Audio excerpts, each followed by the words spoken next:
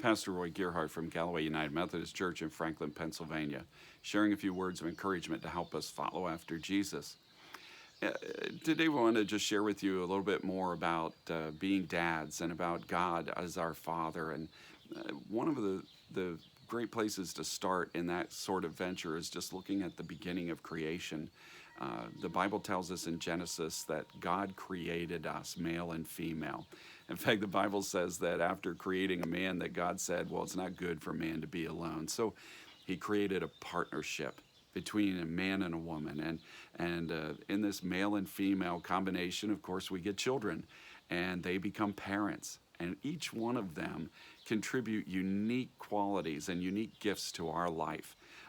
Just thinking about the raw physicality of it, males and females are so different and so unique in what they bring to us. The difference between being held against a man's chest all covered in hair is so great compared to being held against a woman's breast. And that touch of a man's hand, I've often been blamed for patting babies on the back just too hard, too heavy-handed. My wife is always trying to get me to be more delicate. There's something about those differences that delivers something to our lives that we need. I mean, why would you want this masculine figure around, hairy-chested, a bit rough, maybe even a bit smelly, as opposed to that beauty and femininity and delicateness of a mom?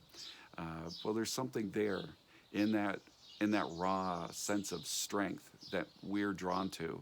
That we need that male strength in our lives. So we hope that guy that we look at and say, well, you're way bigger than me.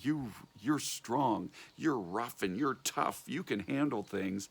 We're looking at that strength and saying, I hope you're going to be there for me. I'm counting on you, in fact, to be a strong figure that I can count on to keep me safe, to protect me, to make sure that nothing bad out there is going to get to me. And in fact, we're counting on that strength to be there to guide us and kind of make sure that we get through life okay. The Bible, in fact, says that men need to exercise their role as fathers with great care. In Ephesians 6, it says, fathers, don't exasperate your children, but raise them up in a nurture and the instruction of the Lord. That's the real name of the game for dads, is that we're there to raise up our kids, to teach them, instruct them, and nurture them along in the Lord so that they would be able to grow up to know the Lord and to live godly lives.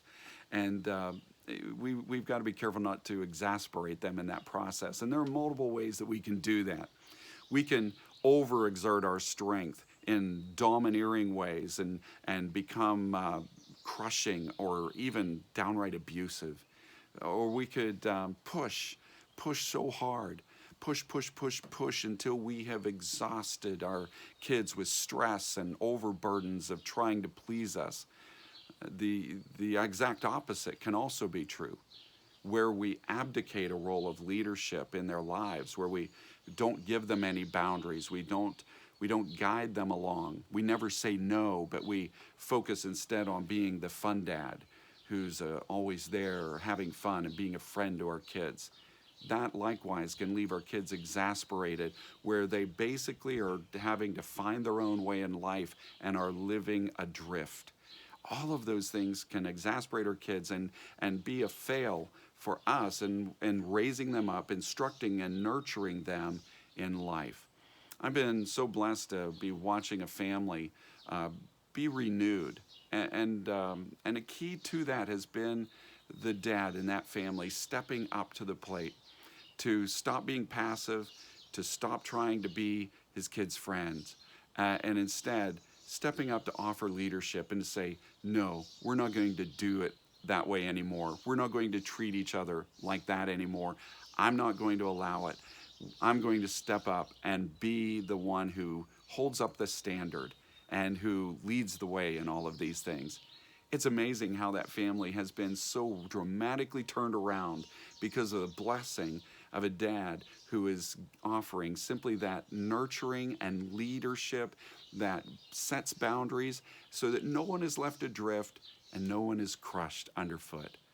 That's the strength that a dad brings, and it's the gift that God also brings to our lives as one who loves us and who wraps his arms around us as well to give us boundaries and to protect us and guide us in our lives.